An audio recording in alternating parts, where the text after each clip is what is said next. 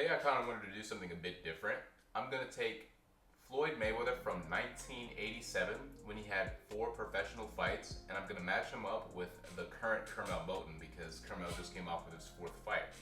So we're going to just analyze their strength, weapons, and skills to see who would win in a boxing match.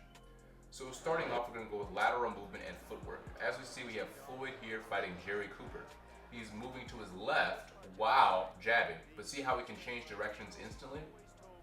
That allows him to create not only offensive opportunities while remaining defensively responsible, but it allows him to control the center of the ring and where he wants to be within the ring.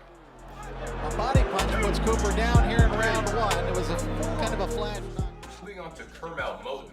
Even though his style has a lot of inspiration from Floyd's style, there are key differences. You notice Curmel lacks the lateral movement that Floyd has and prefers to plot and step forward. Now this has its benefits, but it also has its own drawbacks.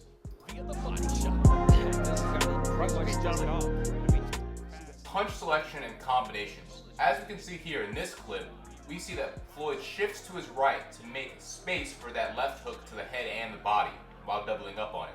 Now that's a signature technique by Floyd Mayweather, but we can also see Curmel do a lot of the same tactics, because he was trained by Floyd basically his entire life. Now we can see the round restarts, and we can just see that the selection of punches that Floyd has is not only efficient, but he also remains defensively responsible by keeping distance and not staying within the exchange for too long and getting hit with unnecessary shots, like you saw there with that left hook and that overhand.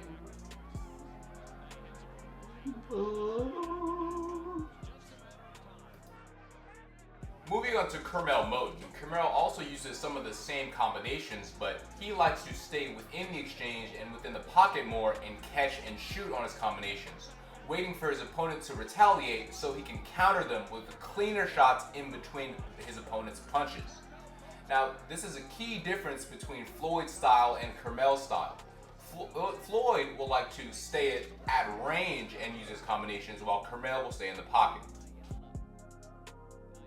Now moving on to defensive awareness and footwork. As you can see, this is Floyd walking down, using less lateral movement and trying to be present and controlling the center of the ring. But as you can see, Floyd has a lot more head movement than Curmel does. Head movement and head feints. The one similarity that we can see here is this hands down style that Floyd does here. We have seen Curmel do something similar. That head movement hasn't been touched. A big right there, and Mayweather connecting.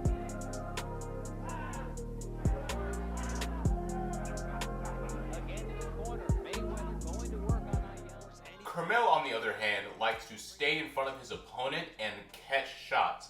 Sometimes he will pull back with a slight pendulum step, or he'll either shoulder roll or catch shots on his high guard.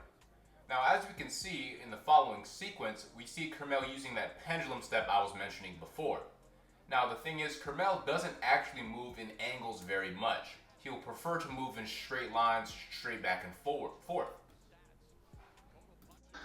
We see in this exchange, Curmel actually does take an angle, but ends up getting hit with a lead hook on his landing.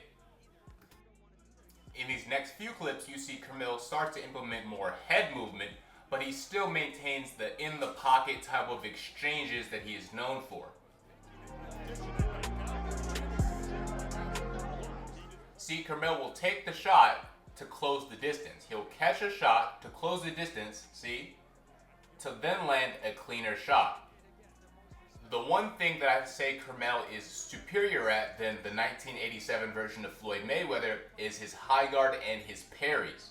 Because Curmel can walk forward while receiving a lot of offense coming back at him and still remain defensively responsible. In this clip, we can see Curmel is getting caught with straight right hands because of his stationary head movement and because of his lack of lateral movement. This is a defensive flaw in Curmel's style because he stands in front of his opponents for too long.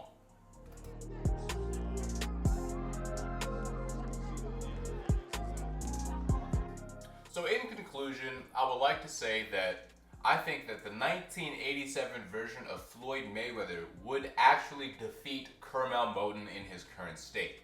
My reasoning behind this is Floyd Mayweather has superior footwork, hand speed, and defensive IQ. Curmel Moton may be superior on the inside and in the pocket exchanges. However, I think Floyd would be intelligent enough not to fight Curmel in his own game and could successfully outbox Curmel. Yeah, so if you guys like this type of content or type of videos, I will be sure to post a lot more of them. I have a new setup now, so I think the video quality will only improve from now on, and let me know what you guys think. Yeah, that's it.